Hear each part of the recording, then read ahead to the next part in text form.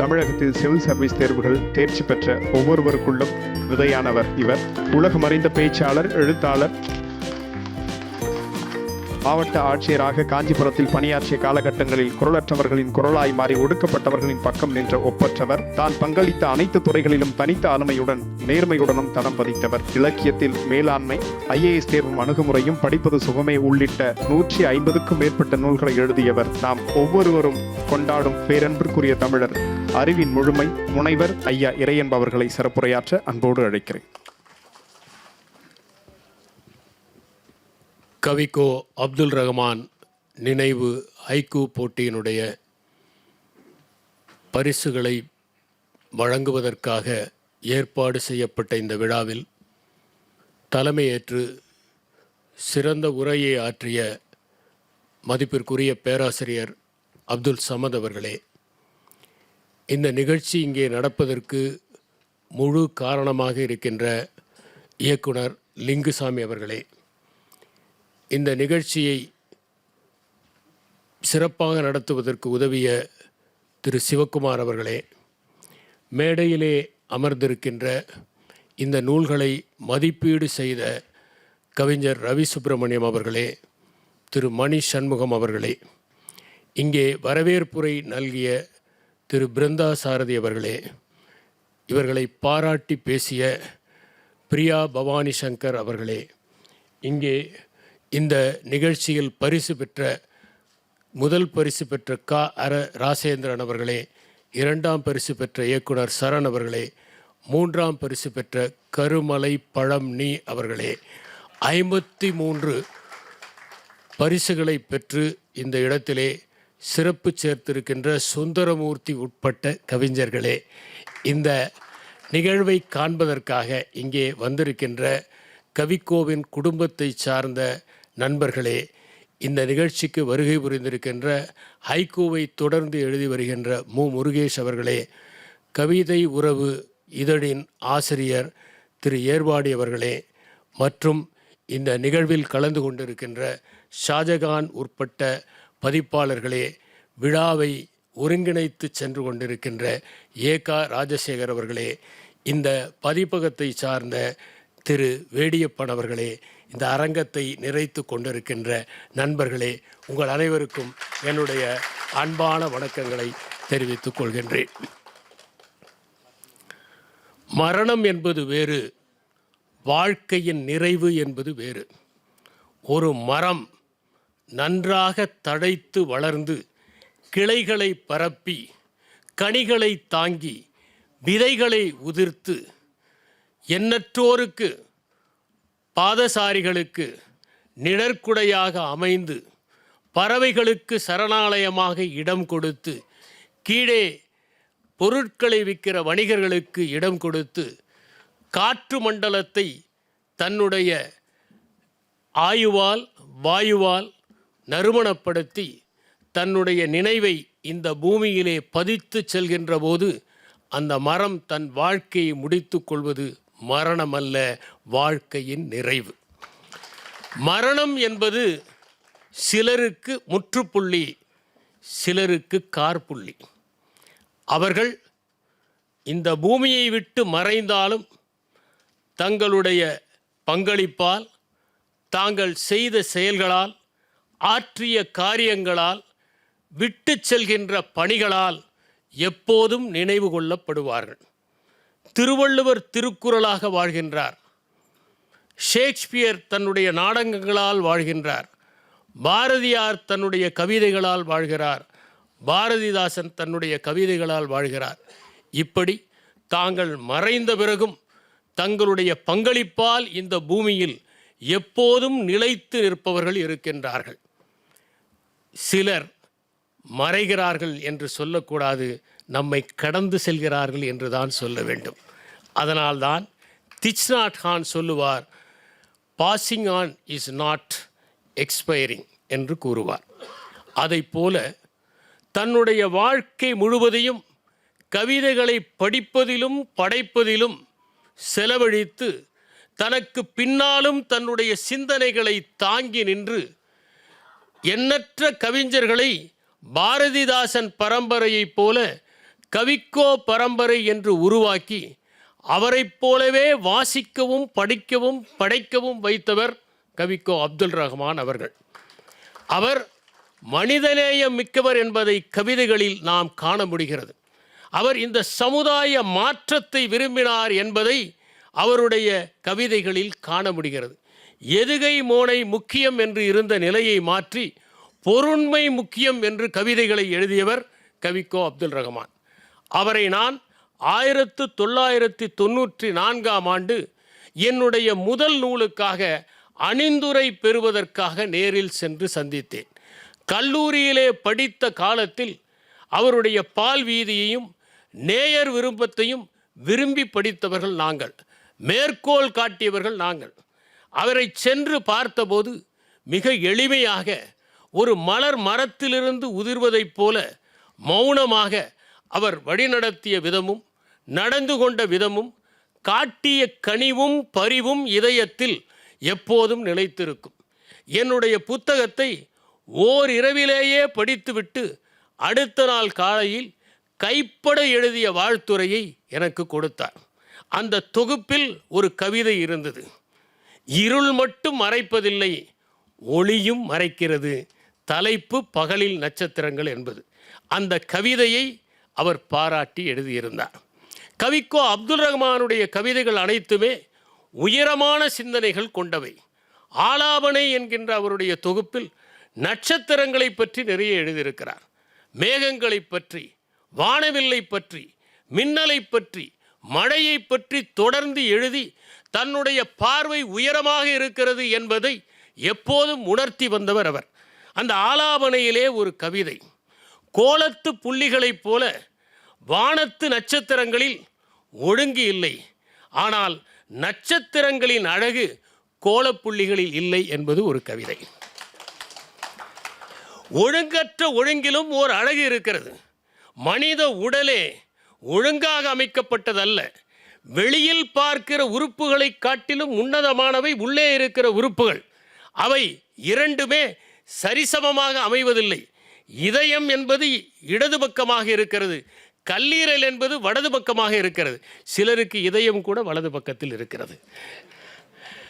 எனவே சமத்தன்மையோடு படைக்கப்படுவதல்ல அழகு. அதனால்தான் ஜென் துறவிகள் ஒரு தோட்டத்தை சுத்தம் செய்தால் அங்கே ஒரு சருகு கூட இல்லாமல் சுத்தம் செய்வதை ஒருபோதும் விரும்புவதில்லை. ஒரு முறை ஒரு இளம் துறவி தோட்டத்தை சுத்தம் செய்தபோது அனைத்தையும் கூட்டி பெருக்கி சுத்தம் செய்து விட்டார். தலைமை துறவி வந்தார், ஒரு மரத்தை உலுக்கினார், சில சருகுகள் உதிர்ந்தன, பூக்கள் உதிர்ந்தன, இப்போது தோட்டம் அழகாக இருக்கிறது என்று சொல்லி சென்றார். எனவே ஒழுங்கற்ற ஒழுங்கு என்கின்ற ஒன்று இருக்கிறது, அது ஒழுங்கை விட அழகானது என்பதை உணர வேண்டும் என்பதுதான் இந்த கவிதையின் சாரம். பகல் மரணமடையும் போதுதான் நீ அழகான நட்சத்திரங்களை பார்க்கிறாய் என்று இன்னொரு கவிதை.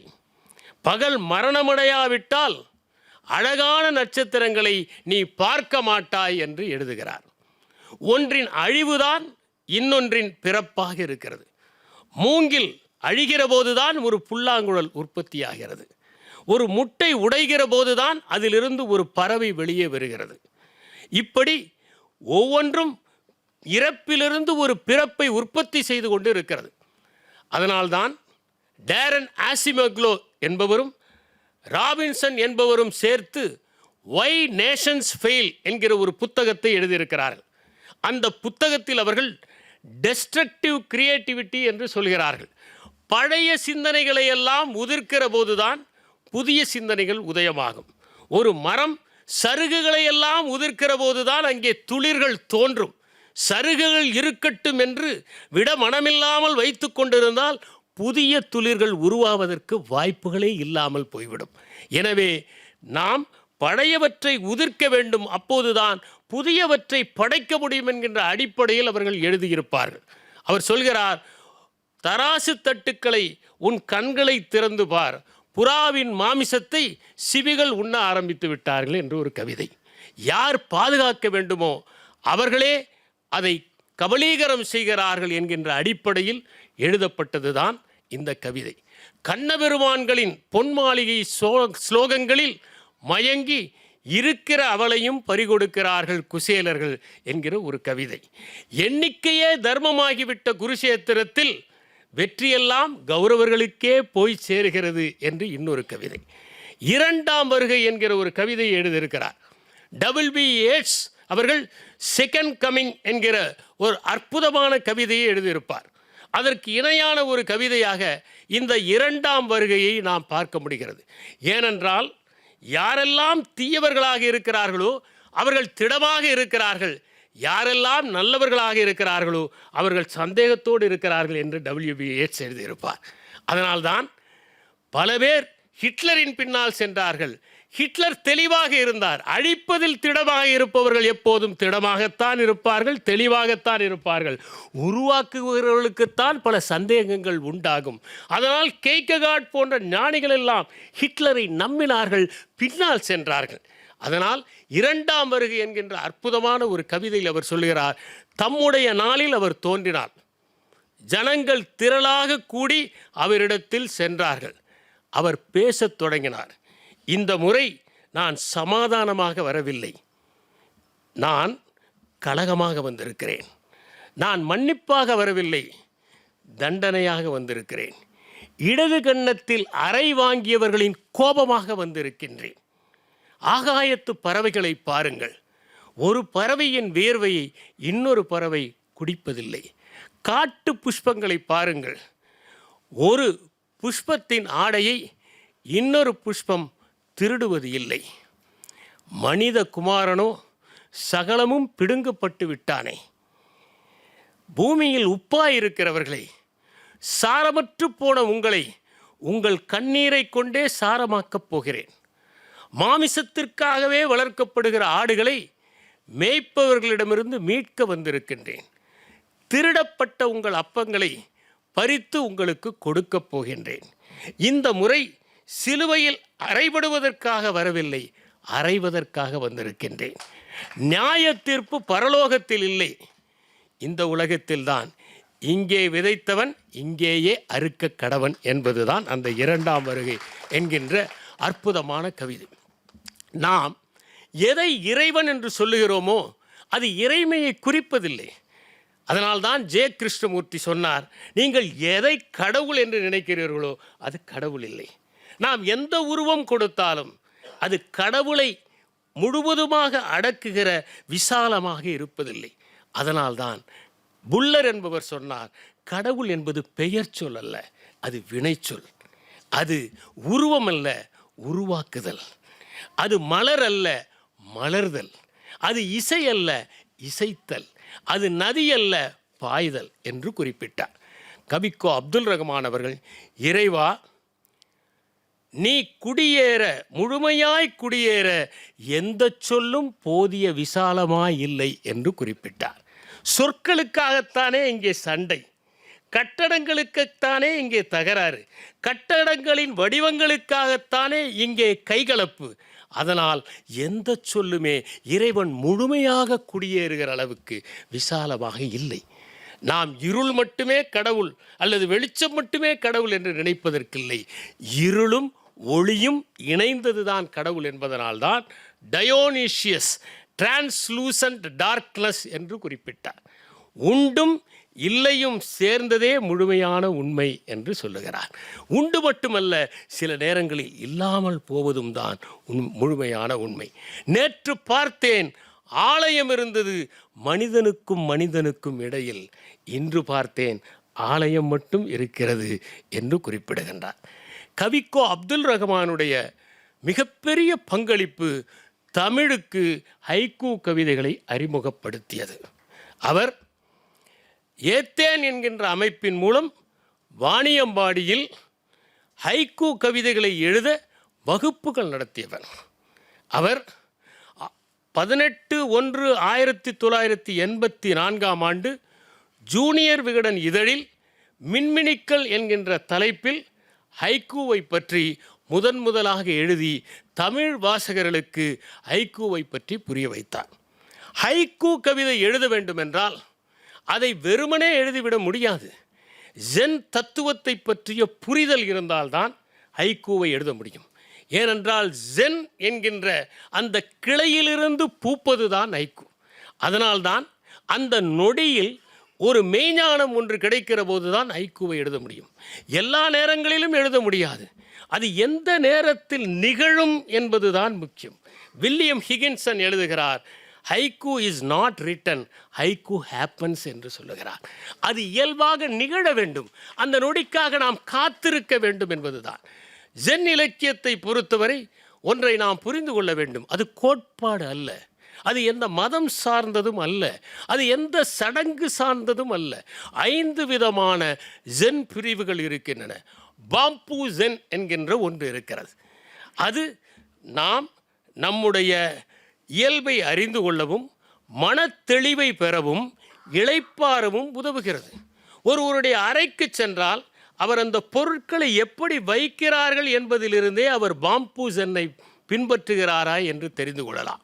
பாம்பு ஜென்னை நீங்கள் பின்பற்ற வேண்டும் என்று நினைத்தால் குளியல் அறையில் சென்று குளித்து விட்டு வந்தால் நீங்கள் சென்றதற்கு முன்பு எப்படி இருந்ததோ அதை விட அது தூய்மையாக இருக்கும். அதுதான் பாம்பு ஜென்.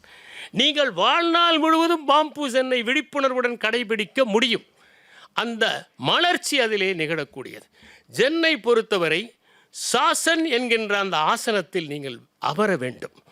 அப்படி நீங்கள் அமர்கிற போது அது உங்களுக்கு உள்ளுணர்வையும் மெய்ஞானத்தையும் விழிப்புணர்வையும் ஏற்படுத்தும். உங்களுக்கு அந்த ஜென் துறவி ஒரு கோணை கொடுப்பார். உதாரணமாக, ஒரு கை ஓசை எப்படி ஒலிக்கும் என்பது ஒரு கோன். நீங்கள் உங்களுக்கு மட்டும் பிரத்யேகமாக கொடுக்கப்பட்ட அந்த கோணை தியானித்து தியானித்து அதன் விடையை காண்பீர்கள். அது அறிவின் மூலம் காணப்படுவது அல்ல, அது உணர்வின் மூலம் காணப்படுவது. அப்படி காணப்படுகின்ற அந்த விடையின் போது திடீரென உங்களுக்கு மெய்ஞானம் ஏற்படும். அதிக நாள் நீங்கள் தவத்திலே அமர்ந்தால் அடைகிற மெய்ஞானம் அல்ல, சட்டென்று தோன்றுகின்ற சட்டோரி. அது சடங்குகளை தாண்டியது, கோட்பாடுகளை தாண்டியது. ஜென் பொறுத்தவரை அது சில கதைகளாக உங்களுக்கு வாழ்க்கையை புரிய வைக்கிறது. ஒரு பெண் துறவி இருந்தார். அவர் ஒரு புத்தர் சிலையை எங்கு சென்றாலும் எடுத்து செல்வார். அதற்கு ஒரு தங்க இழையை போர்த்தினார். தங்க இழையை போர்த்திவிட்டு அதை தங்க புத்தர் என்று அழைப்பார். அவர் ஒரு பௌத்த மடாலயத்திற்கு சென்றார். அங்கே ஆயிரக்கணக்கான புத்தர்கள், அதிலே தன்னுடைய புத்தரையும் வைத்து பிரார்த்தனை செய்தார். அப்போது தினமும் ஊதுவத்தியை ஏற்றுவார், சாம்பிராணியை ஏற்றுவார். தான் ஏற்றுகிற தன்னுடைய சாம்பிராணி எல்லா புத்தர்களுக்கும் போய்விடக்கூடாது என்பதற்காக ஒரு குழாயை செய்து தன்னுடைய புத்தரின் மூக்கில் பொருத்தி அதற்கு மட்டும் அந்த சாம்பிராணி புகைப்படும்படி செய்தார். நாளடைவில் புகைப்பட்டு தங்க புத்தர் கருமூக்கு புத்தராக ஆனது என்பது ஒரு ஜென் கதை. 1000 புத்தர்கள் இருக்கிறார்களே, அதை வழிபடக்கூடாதா? ஆனால் நாம் நம்முடைய புத்தரை எடுத்து செல்கிறோம், நம்முடைய கடவுளை எடுத்து செல்கிறோம், நம்முடைய நம்பிக்கையை எடுத்து செல்கிறோம். ஒரு வகையில் பார்த்தால் நாம் வேறொரு வீட்டிற்கு போகும்போது கூட தூங்க முடிவதில்லை. ஏனென்றால் நம்முடைய இருட்டை வீட்டிலேயே வைத்துவிட்டு வந்து விடுகிறோம். அதனால் நம்மால் தூங்க முடிவதில்லை. அந்த கருமூக்கு புத்தருடைய கதையை போலத்தான் பல நேரங்களில் நாம் பலவற்றை பற்றி கொண்டிருக்கின்றோம், உதிர்க்க முடியாமல் இருக்கின்றோம். ஹைக்கூவை பொறுத்தவரை அது அந்த ஒரு நேர விழிப்புணர்வில் தோன்றியது என்பதற்கு அற்புதமான ஒரு கவிதை சொல்லப்பட்டிருக்கிறது. அந்த கவிதை நாம் அனைவரும் அறிந்ததுதான். அதில் உதிர்ந்த பூ கிளைக்கு திரும்புகிறது, வண்ணத்து பூச்சி என்பதுதான். இந்த கவிதையை வாசிக்கிற போது நாம் எத்தனையோ முறை வண்ணத்து பூச்சி கிளையில் அமர்வதை பார்த்திருக்கிறோம். ஆனால் அப்படி அமர்கிற போது அதை பூவாக நினைத்தது இல்லை, வண்ணத்து பூச்சியாக தான் பார்க்கிறோம். ஆனால் இந்த கவிதையை வாசித்த பிறகு நாம் இனிமேல் பார்க்கிற போதெல்லாம் வண்ணத்து பூச்சியை பறக்கும் பூவாகவும் பூவை அமர்ந்திருக்கிற வண்ணத்து பூச்சியாகவும் பார்ப்போம். அதுதான் இந்த ஹைக்கூ ஏற்படுத்துகிற தாக்கம். ஹைக்கூவுக்கு என்று இலக்கணம் இருக்கிறது. முதலடி 5 அசை, 2ஆம் அடி 7 அசை, 3ஆம் அடி 5 அசையில் இருக்க வேண்டும். பொதுவாக கிகோ என்கின்ற ஒன்று முக்கியம். அது பருவ காலத்தை குறிப்பதாக இருக்கிறது. நீங்கள் ஜப்பானிய ஹைக்கூவை பற்றி மணி சண்முகம் அவர்கள் குறிப்பிட்டார்கள். அதில் எல்லாம் பருவ காலங்கள் இடம்பெறும். ஒரு அழகான கவிதை, நீ இரு, நான் போகிறேன் 2 இலையுதிர் காலங்களா என்பது. ஒரு துறவி அவர் செல்கிறார், அந்த இடத்தில் இலையுதிர் காலம் தொடங்கிவிட்டது. அவர் சொல்கிறார், நீ இரு, நான் போகிறேன். ஒரு துறவியும் இலையுதிர் காலம் போலத்தான், அனைத்தையும் உதிர்த்து விட்டவர். அவர் அந்த இலையுதிர் காலத்தை பார்த்து நான் போகிறேன் என்று ஏன் சொல்லுகிறார் என்றால், இலையுதிர் காலத்தை பார்க்கிற போதெல்லாம் தான் உதிர்த்தது நினைவுக்கு வரும். துறவு என்பது உதிர்த்ததையும் நினைக்காமல் இருப்பதுதான். தியாகம் என்பது செய்ததையும் நினைவு கொள்ளாமல் இருப்பதுதான். அதனால் அவர் அந்த இலையுதிர் காலம் மட்டும் இருக்கட்டும், வேறு எங்காவது நான் போகிறேன், ஏனென்றால் உன்னை பார்க்கிற போதெல்லாம் நான் துறவு அடைந்து விட்டேன் என்று எனக்கு இது நினைவுபடுத்தி கொண்டே இருக்கும் என்று குறிப்பிடுகிறார். அடுத்தது முக்கியமானது, ஹைக்கூவிலே ஒன்றை பார்க்கிறோம், அது ஏற்படுத்துகிற உணர்ச்சியை சொல்வதில்லை, அந்த காட்சியை மட்டும்தான் நாம் படம் பிடித்து காட்டுகிறோம். அதற்கு ஓர் உதாரணம்தான் பாஷோ எழுதிய ஒரு கவிதை.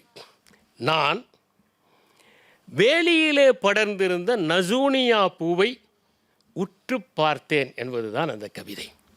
நாம் பல நேரங்களில் சாலைகளில் பயணம் செய்வோம். அப்போது சாலை ஓரமாக அழகான களைகள் பூத்திருப்பதை பார்ப்போம். அந்த களைகளின் பூக்கள் மிகவும் அழகாக இருக்கின்றன. ஆனால் நாம் அவற்றை களை என்று ஒதுக்கி விடுவோம். இயற்கையை பொறுத்தவரை களை என்பது எதுவுமே இல்லை. ஏனென்றால் இயற்கை தரம் பிரிப்பது இல்லை. அதை பொறுத்தவரை ஒரு அருகம்புல்லும் பைன் மரமும் ஒரே உயரத்தில் தான் இருக்கிறார்கள். அந்த நசூனியாவை பார்த்தேன் என்று சொல்கிற போது சில நேரங்களில் கலைகளின் அழகை கூட நாம் பார்க்க மறந்து விடுகிறோம். அவற்றிலும் ஓர் அழகு இருக்கிறது. ஆனால் தேனீக்கள் எப்போதுமே மலர்களை தரம் பிரிப்பதில்லை. அவை காட்டுப்பூக்களிலும் மகரந்தத்தை சேகரிக்கின்றன, கலைகளிலும் மகரந்தத்தை சேர்க்கின்றன. ஏனென்றால் அவை உண்மையிலேயே அழகின் உபாசகர்களாக இருக்கின்றன. அடுத்தது இன்னொரு கவிதை, மிக நுட்பமான கவிதை. அது தமிழில் எழுதப்பட்ட ஒரு கவிதை. நிகழ்காலத்தை குறிப்பது ஹைக்கூ என்பதற்கு உதாரணம். நல்ல வெயில், காகம் பறந்தது, எது நிழல் என்பதுதான் அந்த கவிதை. வெயிலிலே காகம் பறக்கிற போது காகம் நிழலா நிழல் காகமா என்கிற கேள்வி அந்த கவிஞனுக்கு ஏற்படுகிறது. ஹைக்கூவை பொறுத்தவரை அது காதலை எழுதுவதில்லை, அரசியலை எழுதுவதில்லை. ஜப்பானிய ஹைக்கூவை பொறுத்தவரை அது ஒரு உணர்வை தூண்டக்கூடியதாக எழுதப்படுகிறது. ஹைக்கூவிற்கு தலைப்பு இல்லை. ஹைக்கூ தொகுப்புக்கு வேண்டுமானால் தலைப்பு இருக்கலாம். தலைப்பை தாண்டியது. ஏனென்றால் ஒரு தலைப்பு வைக்கிற போதே உங்கள் பார்வையை நீங்கள் குறுக்கிக் கொள்கிறீர்கள். அந்த தலைப்பு என்பது உங்கள் சிந்தனையை குறுக்கி விடுகிறது. அதனால் தலைப்பை தாண்டியதாகத்தான் அந்த ஹைக்கூ இருக்க முடியும். அது உங்கள் சிந்தனை சலன வட்டங்களாக ஏற்படுத்தி கொண்டே இருக்கும். ஒரு ஹைக்கூவை படித்தவுடன் அதனுடைய பொருளை உணர்ந்து கொள்ள முடியாது. அது என்ன உணர்ச்சியை ஏற்படுத்தியது என்பதை புரிந்து கொள்வதாக இருக்க வேண்டும். அதை அசைபோட்டு கொண்டே இருக்க வேண்டும். அது ஜென் தத்துவ கோட்பாடின்படி வர வேண்டியதாக இருக்கிறது. இவையெல்லாம் ஹைக்கூவினுடைய இலக்கணங்களாக நமக்கு அறியப்படுகிறது.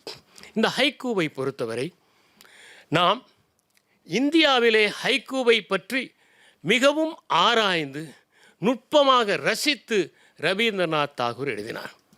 பட்டாம்பூச்சிகளுக்கு மாதக்கணக்கு இல்லை, அவை அந்த கணத்தில் வாழ்கின்றன, மேலும் போதிய நேரம் இருக்கிறது என்று எழுதினார். பட்டாம்பூச்சிகளுக்கு அதிக ஆண்டுகள் கிடையாது, மாதக்கணக்கில் அவை வாழ்வதில்லை. ஆனால் அவை வாழ்கிற நேரத்தை செறிவாக வாழ்கின்றன.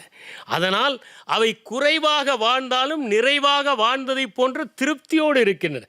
மனிதன் எவ்வளவு வாழ்ந்தாலும் அவனுக்கு போதுவதில்லை. ஏனென்றால் நாம் அந்த கணத்தில் வாழ்வதில்லை. நொடிக்கு நொடி வாழ் என்பதுதான் ஜென் தத்துவம். இந்த நொடியில் வாழ், இதை நிறைத்து கொண்டு வாழ், இந்த நொடியை முழுவதுமாக உள்வாங்கிக் கொண்டு வாழ். யார் அந்த நொடியில் முழுவதுமாக உள்வாங்கிக் கொண்டு வாழ்கிறார்களோ அவர்களுக்கு வாழ்க்கை நீளமாக இருக்கிறது. அதனால்தான் செனக்கா சொன்னார், வாழ்க்கை குறுகியது அல்ல, நீளமானது தான். வாழத் தெரிகிறபடி வாழ்ந்தால் வாழ்க்கை நீளமானது. பாரதியார் தமிழில் ஹைக்கூவை பற்றி கட்டுரை எழுதியவர். ஹைக்கூவின் பிதாமகர்கள் என்று அறியப்படுகிறவர்கள் 4 பேர் என்பதை மணி சண்முகம் அவர்கள் குறிப்பிட்டார். பாஷா, பூசன், இஸ்ஸா, ஷிகி ஆகிய 4 அதில் அவர் ஒரு கவிதையை கூட குறிப்பிட்டார். பழைய குளம், தவளை குதித்தது நீரில் சப்தம் என்பது பாஷோ எழுதிய நிறைய கவிதைகள். ஆனால் இது ஏனென்றால் பல நேரங்களில் ஒரு அமைதி, இந்த உலகம் அமைதியாக இருக்கிறது. ஒரு தவளை குதித்ததைப் போலத்தான் நாம் இந்த உலகத்திற்கு வருகிறோம். நம்முடைய இருப்பு என்பது ஒரு சாதாரணமானது. இதை யாரும் கணக்கில் எடுத்துக்கொள்ளவே போவதில்லை. இந்த இருத்தல் ஒரு தவளை குதித்ததை போய் கணக்கில் எடுத்துக்கொள்ளப் போகிறதா? இந்த இருத்தலுக்கு ஒரு தவளை குதித்தது ஒரு பிரச்சனையே இல்லை. அந்த குலத்துக்கும் அது ஒரு பெரிய விஷயம் அல்ல. அதை போலத்தான் இந்த பிரபஞ்சத்திற்கு நாம் தவளை குதித்ததைப் போல வருகிறோம், காணாமல் போய்விடுகிறோம் என்பதுதான் அதனுடைய பொருள். பூசன் ஒரு கவிதை எழுதியிருப்பார். மாலை காற்றில் கொக்கின் கால்களில் நீரலை ததும்பும். ஒரு கொக்கு நின்று கொண்டிருக்கிறது, அதனுடைய கால்களில் அந்த நீரலை வந்து மோதுகிறது. நாம் நினைக்கிறோம் கொக்குகள் மீனுக்காக மட்டுமே குளத்தில் நிற்கின்றன என்று. இல்லை, அவை குளத்தை ரசிக்கின்றன, நீரலைகளுக்காகவும் நிற்கின்றன, அந்த நதியின் ஓட்டத்தை ரசிக்கின்றன. அந்த நொடியில் அது நின்று கொண்டிருக்கிற போது என்ன உணர்ச்சி ஏற்படுகிறது என்பதை எழுதியிருப்பார். இஸ்ஸா சின்ன வயதிலேயே தாய் கொடுமையால், தாய் இல்லாத கொடுமையால் பாதிக்கப்பட்டவர் என்பதால் அவருடைய கவிதைகளிலே ஒரு அற்புதமான ஒரு பாடல் ஒன்று இருக்கிறது. அது ஹைக்கூ பாடல். என்னவென்றால், தாயில்லாத சிட்டுக்குருவியே வா என்னோடு இருவரும் சேர்ந்து விளையாடலாம். அவருக்கும் தாயில்லை, சிட்டுக்குருவிக்கும் தாயில்லை. அந்த சிட்டுக்குருவியை பார்த்து சொல்கிறார், உனக்கு தாயில்லை, வா நாம் இருவரும் சேர்ந்து விளையாடலாம் என்று. ஷிக்கி ஒன்று அழகாக எழுதியிருப்பார். விளக்கை ஏற்றியதும் துலக்கமாய் பொம்மை நிழல் படிந்து ஒருவருக்கொருவர் துணையாய். சில நேரங்களில் ஒரு விளக்கின் நிழல் கூட நமக்கு துணையாக இருந்து விடுகிறது. ராபின்சன் குரூசோ தான் தனிமையிலே 27 ஆண்டுகள் அந்த தீவிலே இருந்தபோது ஒரு பூனை உள்ளே வந்தபோது அதை நேசித்தார் என்று நாம் படிக்கிறோம். சைபீரியாவினுடைய சிறையிலே தாஸ்கோவஸ்கி அங்கே அடைக்கப்பட்டிருந்த போது ஒரு சிலந்தி வலை பின்னியதை பார்த்து அவர் தன்னுடைய தனிமை அதில் போனதாக மகிழ்ச்சி அடைந்தார் என்று படிக்கின்றோம். இப்படி மிகவும் நுட்பமான கவிதைகள் எழுதப்பட்டிருக்கின்றன. நாம் அந்த கவிதைகளை எல்லாம் வாசிக்கின்ற போது வில்லியம் ஹிகின்சன் சொன்னதைப் போல அவர்கள் உணர்ச்சிகளை பதிவு செய்வதில்லை, காட்சிகளை பதிவு செய்கிறார்கள். அந்த காட்சிகள் உங்கள் உள்ளத்தில் அதே மாதிரியான உணர்ச்சியை ஏற்படுத்தலாம், சில நேரங்களில் அதை தாண்டிய உணர்ச்சிகளை ஏற்படுத்தலாம். நொபுரு கராஷிமா என்பவர் 1994 சென்னைக்கு வந்திருந்தார். அவர் அகில உலக தமிழ் ஆராய்ச்சி நிறுவனத்தினுடைய தலைவராக இருந்தார். அப்போது 8ஆம் தமிழ் மாநாட்டுடைய சிறப்பு அலுவலராக நான் இருந்தேன். அவரிடம் நான் சொன்னேன், எனக்கு ஹைக்கூ கவிதைகள் பிடிக்கும் என்று. அவர்தான் அந்த புத்தகத்தை எனக்கு கொடுத்தார். அந்த புத்தகத்தில் மிக நுட்பமான கவிதைகள் மட்டுமல்ல, உலகம் முழுவதும் எழுதப்பட்ட சிறந்த ஹைக்கூ கவிதைகள் தொகுத்து கொடுக்கப்பட்டிருக்கின்றன. இங்கே பேசிய போது சுஜாதாவினுடைய அந்த நூலை பற்றி இயக்குனர் சரண் அவர்கள் குறிப்பிட்டார். ஹைக்கூ ஒரு புதிய அறிமுகம் என்பதுதான் அந்த நூல். அந்த நூலிலே மணிசண்முகம் அவர்கள் குறிப்பிடப்பட்ட ஒசாகி ஹொசாய் அவர்கள் எழுதிய ஒரு அருமையான ஹைக்கூவை அவர் மேற்கோள் காட்டுகிறார். நள்ளிரவில் தூரத்தில் இழுத்து சாத்தப்பட்டது ஒரு கதவு.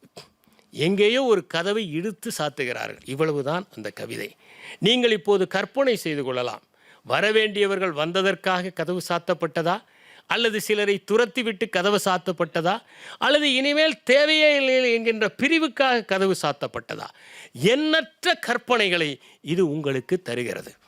சுஜாதா சொல்கிறார், மூங்கில் இலை மேலே தூங்கும் பனிநீரே என்பதற்கு பதிலாக மூங்கில் இலை மேல் தூங்கும் பனிநீர் என்று எழுதினால் அது ஒரு ஹைக்கூ என்று குறிப்பிடுகிறார்.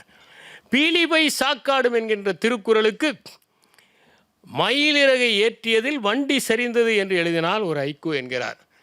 அதிலிருந்து சற்று நான் மாறுபடுகிறேன். என்றால் எதுவுமே அதிகமாக போனால் அது மயில் இறகாக இருந்தால் கூட வண்டியை உடைத்து விடும் என்பதுதான் அதனுடைய பொருள். இதை நாம் பொருளாதாரத்தில் பார்த்தால் law of marginal diminishing returns என்கிற கோட்பாடு இதற்கு பொருந்தும். பைபிளிலே ஒரு வாசகம் வருகிறது, கடைசி வைக்கோல் தான் ஒட்டகத்தின் முதுகை முறிக்கிறது என்பது அந்த வாசகம். அதுதான் பீலிபை சாக்காடும் அச்சிறு அப்பண்டம் சால மிகுத்து பெயின் என்பது. அலமாரி புத்தர் என்கிற ஒரு புத்தகத்தை மணிசண்முகம் அவர்கள் எழுதியிருக்கிறார். அவர் குறிப்பிட்ட சியோனி என்கின்ற அந்த பௌத்த துறவியை பற்றி அவர் எழுதுகிறார். ஹைக்கூ கவிஞர் அவர். அந்த ஹைக்கூ கவிஞர் ஒரு வீட்டுக்கு வருகிறார். அங்கே ஒரு மரம் பட்டு போகிற நிலையிலே இருக்கிறது. அந்த மரத்தை காண்பித்து அந்த வீட்டுக்காரர் சொல்கிறார், இதற்கு ஏதாவது ஹைக்கூ சொல்லுங்களே என்று. அவர் அந்த மரத்தின் காதிலே ஒரு ஹைக்கூவை கிசுகிசுக்கிறார். வசந்தம் வரப்போகிறது, மலர்களற்று போனால் நீ விறகாவாய் என்று கூறுகிறார். உடனே அந்த மரம் பூத்து விட்டது என்று எழுதுகிறார். எனவே ஹைக்கூ கவிதைக்கு ஒரு சக்தி மட்டுமல்ல, எல்லா கவிதைகளுக்கும் ஒரு சக்தி இருக்கிறது. இதயத்திலிருந்து அது வெளிவருகிற போது அது ஆழ்ந்த யோசனைகளை கிளப்பி விடுகிறது. கவிஞர் முருகேஷ் அவர்கள் தமிழ் ஹைக்கூ என்கிற ஒரு நூலை எழுதியிருக்கிறார். எனக்கு ஹைக்கூ பிடிக்கும் என்று எழுதியிருக்கிறார். இப்படி அவர் தொடர்ந்து ஹைக்கூவிற்காக தன்னுடைய வாழ்க்கையை அர்ப்பணித்து கொண்டு செல்கிறார். ஜப்பானிய மரபிலே ஹைக்கூ தோன்றுவதற்கு காரணம் என்ன என்றால், உலகத்திலேயே சிறியது அழகு என்கிற கோட்பாட்டை முன்வைத்தவர்கள் அவர்கள். அவர்களுடைய போன்சாய் என்பதும் அப்படித்தான், அவர்களுடைய தத்துவம் என்பதும் அப்படித்தான். அவர்கள் செய்கிற பொருளும் சின்ன பொருளிலேயே நுட்பங்களை கொண்டு வருவதாகத்தான் அமைந்திருக்கிறது.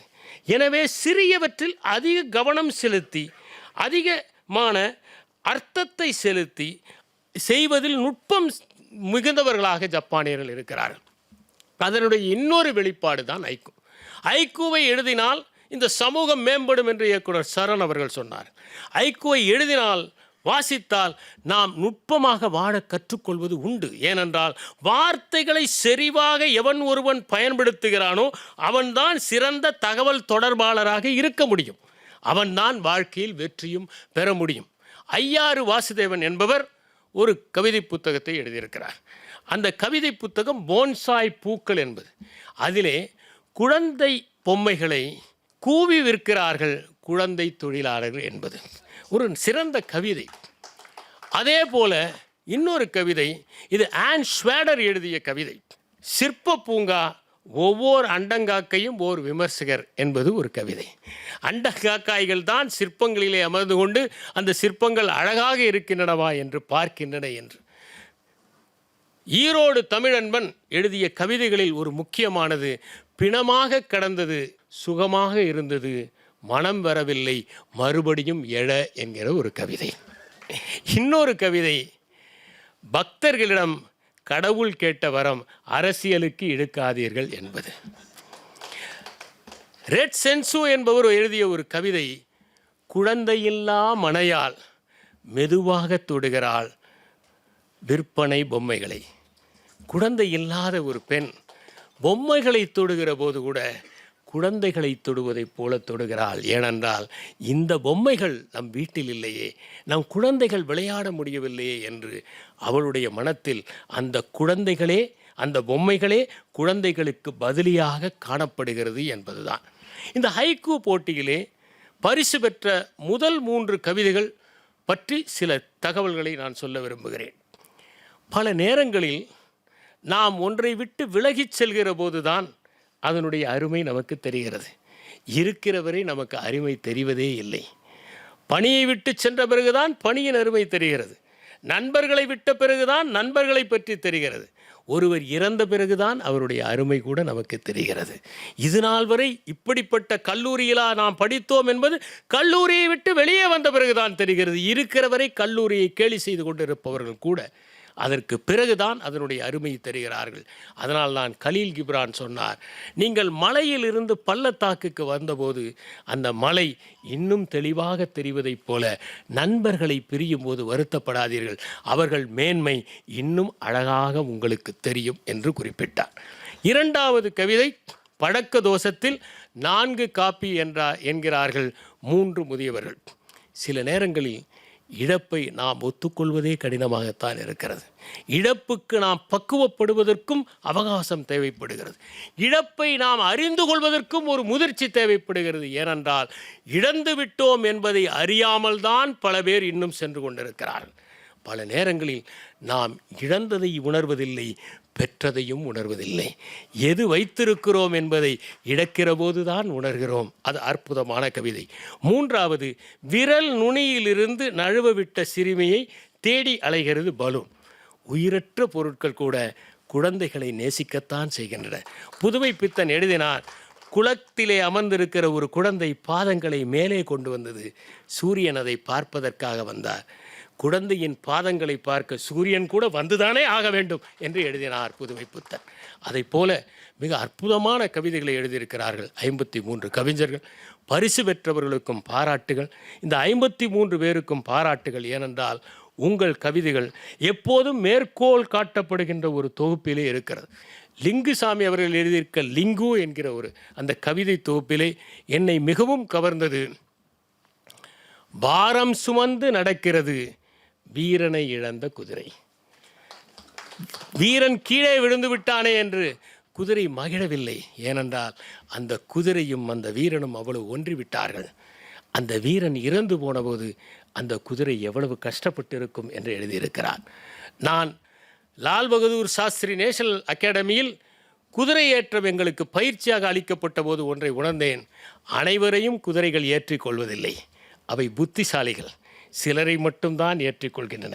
தங்கள் மேல் அமர்வதற்கான ஆளுமை பெற்றவர்களைத்தான் குதிரைகள் அனுமதிக்கின்றன. ஆனால் நாம் தான் ஆளுமை அற்றவர்களையும் மேலே அமர அனுமதித்து விடுகின்றோம். அதனால் யார் மேலே அமர்வது என்பதை குதிரைகள் தீர்மானிக்கின்றன. அப்படி நீங்கள் இறங்கிய பிறகு அந்த குதிரைகளின் கழுத்தில் தட்டி கொடுக்க வேண்டும். அப்போதுதான் அது நன்றி அறிவிப்பதாக இருக்கும். நாம் சேத்தக் என்கின்ற குதிரையை பற்றி படித்திருக்கிறோம். ராணா பிரதாப் காயம்பட்ட பிறகு அவரை இழுத்து சென்று வேறொரு இடத்தில் பத்திரமாக உயிரை காப்பாற்றியது என்று நாம் படித்திருக்கிறோம். அலெக்சாண்டருடைய பூசபேலஸ் பற்றி படித்திருக்கிறோம். கிமு 326ஆம் ஆண்டு அந்த பூசபேலஸ் இறந்தபோது அலெக்சாண்டர் துக்கத்தால் பீடிக்கப்பட்டிருந்தார். அலெக்சாண்ட்ரியா பூசபேலஸ் என்கிற ஒரு நகரத்தையே ஏற்படுத்தினார். குதிரைகளை வீரர்களும் மறப்பதில்லை, வீரர்களை குதிரைகளும் மறப்பதில்லை. நன்றி, வணக்கம். ஒவ்வொருவரும் ஒரு மாலை பொழுதை எதை எதிர்நோக்கி வந்தீர்களோ, எதற்காக இந்த மாலை பொழுதை அர்ப்பணித்தீர்களோ, அந்த எதிர்பார்ப்பு இந்த உரையில் நிறைவு பெற்றது. ஒரு அடர்த்தி மிகு உரை வழங்கி அனைவரையும் மகிழ்வித்த ஐயா இறையன்பு அவர்களுக்கு ஒரு பலத்த கரோசை எழுப்பி நம் அன்பை தெரிவித்துக் கொள்ளலாம். ஐயா அவர்களுக்கு நன்றி.